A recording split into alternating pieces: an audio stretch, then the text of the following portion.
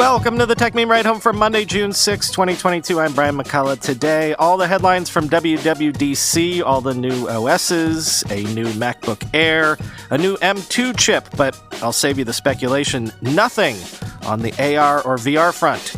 More bored apes are stolen, more posturing from Elon Musk that he might walk away from the Twitter deal, and is Netflix about to get into live sports? Here's what you missed today in the world of tech.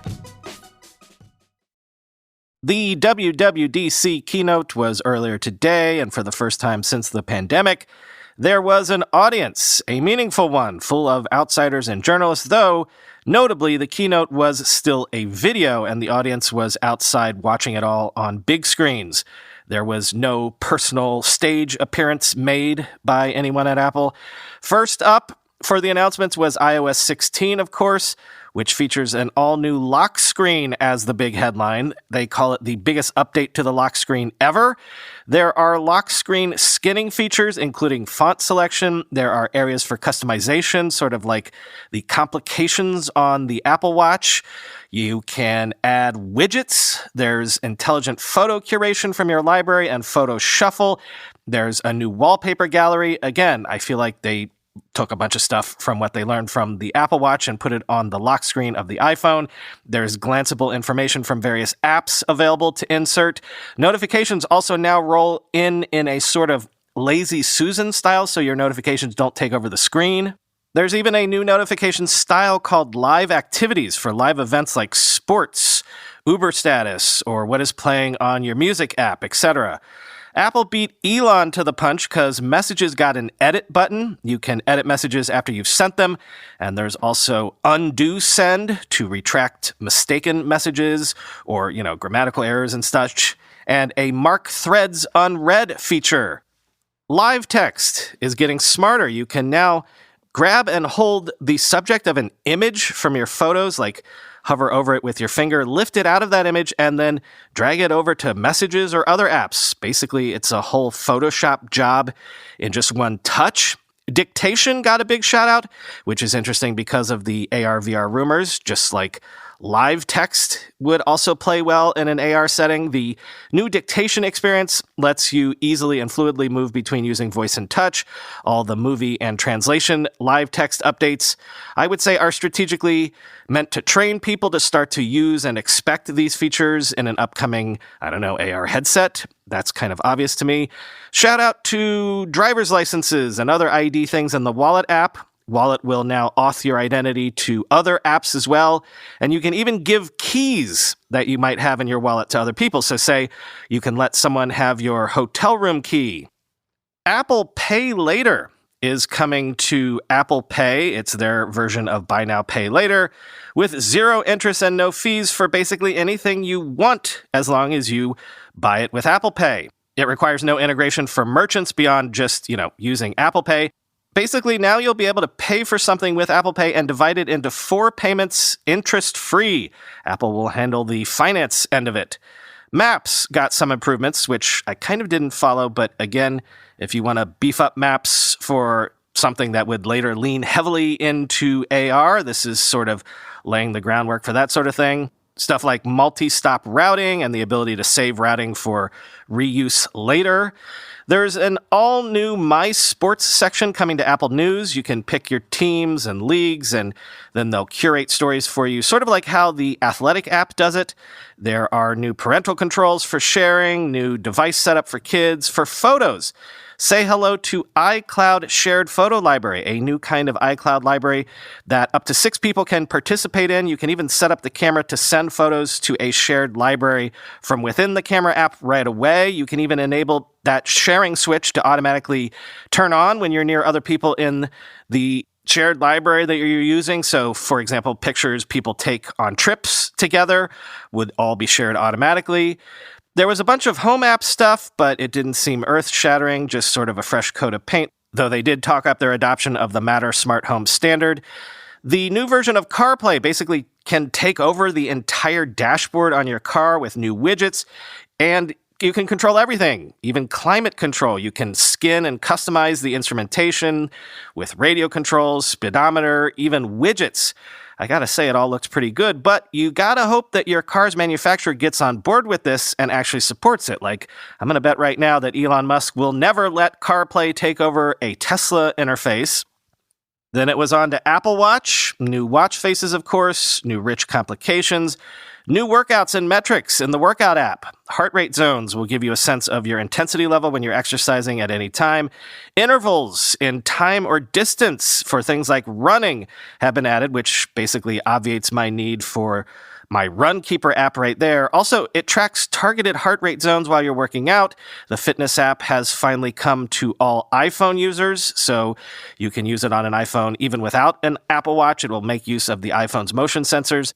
And then another app just got made redundant for me, which is whatever the sleep app is that I've been using, since there is now a sleep stage mode in Apple's sleep app on the watch, which will track REM, core, and deep sleep stages. Then medications. watchOS 9 gets a medications app which lets you log when you take medications and get notifications for when you might need to take them. You can even scan your medication labels with the iPhone camera to identify them and then get alerts if you have set yourself up for a bad drug interaction. Then it was on to the Mac. Guess what? Johnny Shruji introed the M2 chip, the new chip line for Apple Silicon. The M2 is 5 nanometers with 20 billion transistors, 20% more than the M1, 100 Gbps memory bandwidth, up to 24 gigabytes of unified memory, 18% greater performance than the M1, Johnny claimed, 1.9x faster performance than the latest 10-core PC laptop chip, he said. Hey, it's even physically slightly bigger. The M2 chip has 25% more GPU performance than the M1 at the same power level, 35% more at the max power level. There's a new neural engine and secure enclave, new media engine that supports 8K video. Systems with the M2 will play back multiple streams of 8K and 4K video. And so the first Mac to get this M2 chip, the new MacBook Air. As rumored, this bad boy has a more squared-off design, less of that doorstopper wedge shape that we've seen on the MacBook Air for years. It's got MagSafe charging back. It looks impossibly thin, 11 millimeters thin, 2.7 pounds in weight. It's got 2 Thunderbolt ports on one side. It has an actual headphone jack on the other side. It comes in colors, to quote the Rolling Stones song from that old Apple ad: silver, space gray, starlight, and midnight. It has a liquid retina display with a camera notch. The display is 13.6 inches, so it's slightly bigger thanks to thinner bezels. It also has 500 nits of brightness and 1 billion colors. It only has a 1080p camera, but more on that in a second. Dare I say it, the new MacBook Air looks like an iPad Air sandwich. The new MacBook Air has no fan, but it still has the same 18-hour video playback battery life, Apple says. And get this, the new power adapter that comes with it has 2 USB-C ports in the little power brick itself and supports fast charging to get to 80% of battery life in just 20 minutes. By the way, the M2 chip is also coming to the 13-inch MacBook Pro, which does not get a new design, and in fact, it looked like it still had a touch bar. Did I get that wrong? Did anyone catch that? Anyway, the new MacBook Air starts at $1,199. The MacBook Pro with this new M2 chip starts at $1,399, and the old MacBook Air is sticking around with the M1 chip at $999, which I believe is what it was at before. Then it was on to Mac OS. We were wrong about it being called Mammoth, by the way. It is being called Mac OS Ventura. There's a new way to keep Windows automatically organized. There's something called Stage Manager. It's like a single window mode for apps. You can group windows and arrange them and switch between groups. You click on the desktop to make all the windows slide off so you can get files off the desktop easier. Mail got a bunch of features like reminders, undo send, and scheduled send, and all of that is actually also coming to Mail in iOS and iPadOS as well. In Apple's attempt to jump on the passwordless bandwagon, passkeys will now use biometrics built into your Mac. It's basically Apple's name for their FIDO Alliance stuff. And in an effort to make Macs more amenable to gamers, given the new Apple Silicon, there's a new Metal 3 with metal effects upscaling that lets you run games and stuff at higher frame rates by rendering lower res frames and upscaling them. They demoed Resident Evil Village and No Man's Sky to show this off, both of which are coming to Macs. But given that the rest of the gaming industry is moving towards streaming and playing on any screen with no fancy hardware required, no powerful hardware required, has Apple finally jumped on the gaming bandwagon right as it's moving away from a need for powerful silicon in the first place? What else? You can now hand off FaceTime calls from an iPhone to a Mac and vice versa. You can use the iPhone as a webcam using continuity. Center stage and portrait mode support comes with this, so is this Apple's excuse for not giving Macs decent cameras, as I hinted at before? But it is kind of impressive. The ultra-wide camera on the iPhone can even do a top-down view of the desk while one of the other cameras still is looking at you, so you can see the person talking and, whatever they're working on their keyboard or on their desk simultaneously, which would make Jeffrey Toobin-type shenanigans easier, I guess. They're apparently working with Belkin to manufacture some mounts to make these easy to put on your Macs, which I gotta say, again, the demo for using Desk View was pretty wild. It does kind of make a much better webcam experience possible, but as @Stammy on Twitter joked, ship better webcams? Nah. Tape iPhone to laptop? Yeah. Then it was iPad OS's turn. Weather is coming to the iPad, which I never noticed didn't have it. Or is this just WeatherKit? No, actually, Twitter tells me after 12 years without one, the iPad now has a weather app. They demoed a new app coming later this year called Freeform. It's basically a whiteboarding app, so look out Figma. It looks like the Notes app, but with FaceTime integration and other collaboration features as well. It's coming not just to the iPad, but also the iPhone and the Mac. I don't know, there was also a lot of stuff about gaming on the iPad, making desktop class apps available for the iPad via SDKs and collaboration and stuff, but I kind of didn't really get moved by any of that. Hit the links in the show notes if iPad OS is your jam. Stage Manager window management is also coming to the iPad as well, I should say. So for the first time, you can now resize windows and use overlapping windows on the iPad. Another thing that Apple seemingly reinvented that's been around forever. And then Tim Cook was back to wrap things up, so no mention of tvOS, and more importantly, no mention of anything AR or VR, even any kind of heads up for some sort of AR OS that devs could begin developing for. But hey, when Apple does really big new product lines, they usually do standalone events, right? Didn't the Apple Watch have a standalone event? Anywho, all the OSs get developer betas today, public betas in July, available to the public at an unnamed fall date. And that's it. Into editing and recording all this.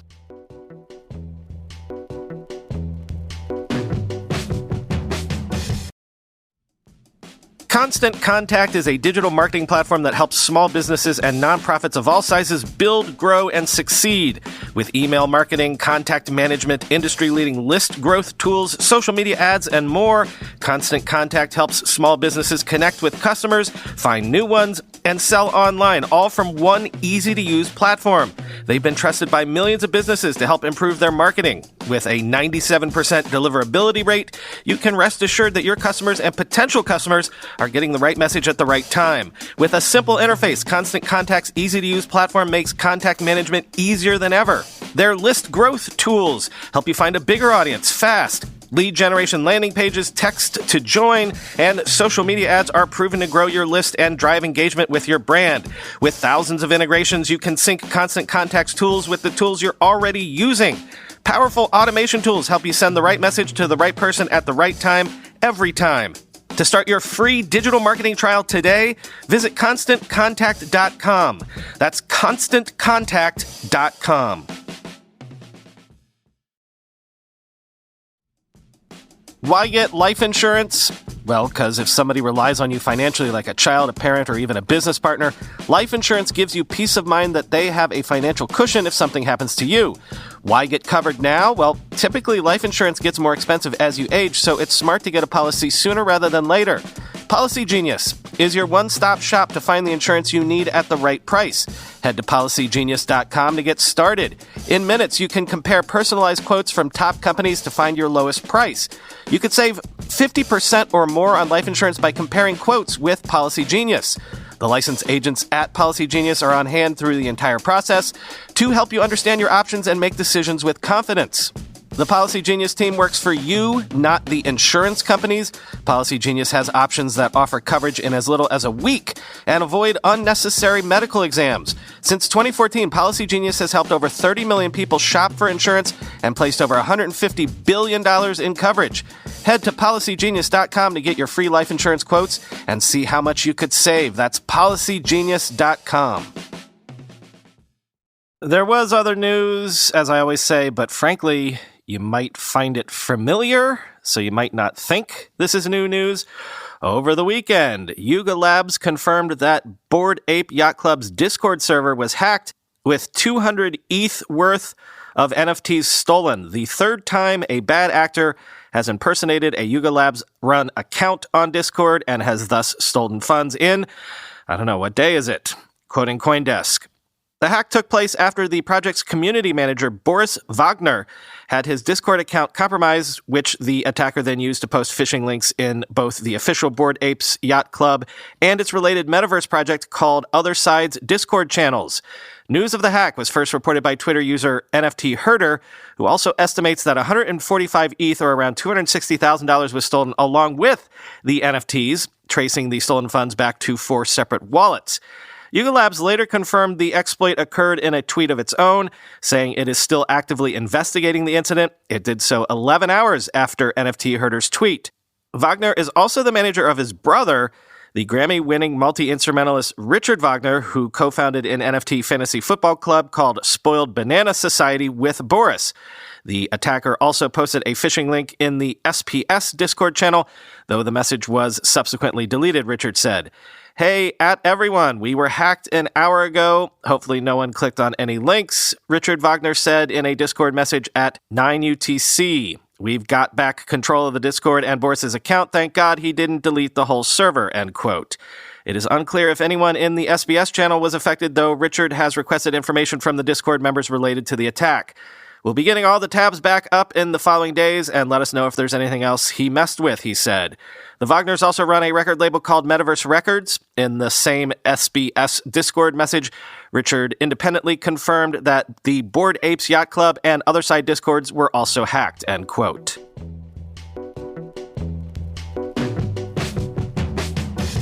And in an SEC filing, Elon Musk accused Twitter of, quote, resisting and thwarting his right to information about bots on the platform, calling it a, quote, clear material breach of his proposed deal. So, yeah, quoting CNBC, Mr. Musk reserves all rights resulting therefrom, including his right not to consummate the transaction and his right to terminate the merger agreement, the letter signed by Skadden attorney Mike Ringler says. Twitter's shares were down 5% Monday morning. Musk wrote on Twitter last month that his $44 billion purchase of the company would not move forward until he had more information about the number of fake accounts on the service. Some analysts interpreted the move as a negotiation tactic for a lower price. He said his team would do a random sampling to calculate the number of fake accounts, but Twitter's CEO later explained that non-public information would be necessary to get an accurate count. Twitter executives told staff there's, quote, no such thing as putting the deal on hold, as Musk claimed, according to a report in Bloomberg. In Monday's letter, Musk's lawyer wrote that the merger agreement requires Twitter to provide the data Musk requested and disputed the company's alleged claim that it is only required to provide information for the limited purpose of helping to close the transaction. To the contrary, Mr. Musk is entitled to seek and Twitter is obligated to provide information and data for, inter alia, any reasonable business purpose related to the consummation of the transaction. At this point, Mr. Musk believes Twitter is transparently refusing to comply with its obligations under the merger agreement, which is causing further suspicion that the company is withholding the requested data due to concern for what Mr. Musk's own analysis of the data will uncover. It continues, according to the letter, Musk would agree to ensure anyone reviewing the data would be bound by a non-disclosure agreement, and he would not use any, quote, competitively sensitive information if the deal doesn't close. Twitter did not immediately respond to a request for comment, end quote. So again, Elon Musk publicly said he wanted to buy Twitter in part to eliminate or at least ameliorate the bot problem, and now he has, in a formal, quasi-legal way, said he was shocked to discover gambling was going on in this establishment, to paraphrase the movie Casablanca. Meanwhile, remember this, quoting Charles Fishman on Twitter, quote, Musk specifically waived the right to further due diligence on Twitter in order to move the Twitter purchase fast. 2 weeks ago, Twitter spent days showing Musk from the inside how they discover and disable bots. Today's Musking is pure bluster. Musk will never buy Twitter, end quote.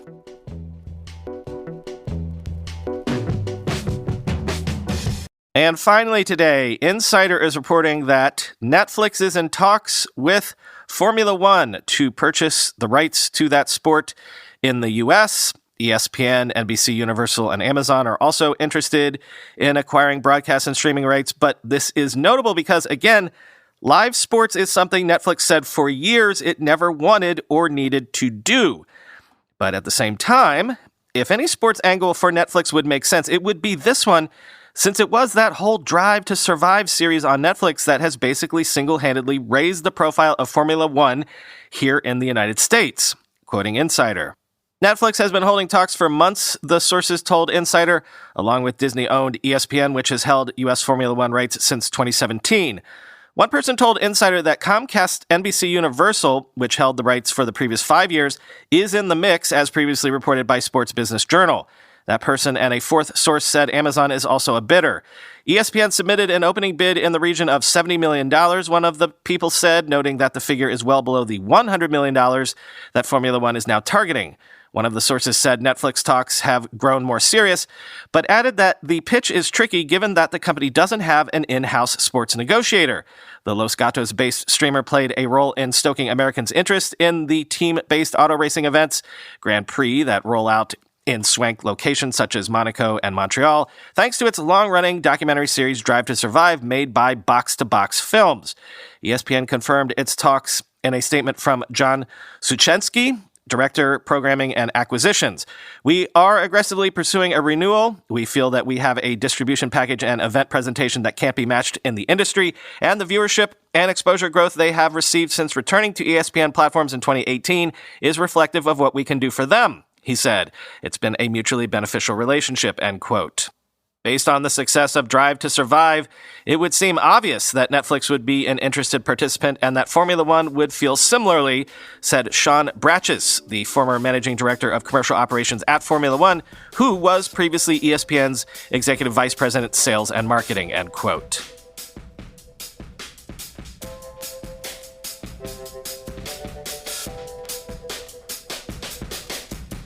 Nothing for you today, because I gotta quickly start editing away. Talk to you tomorrow.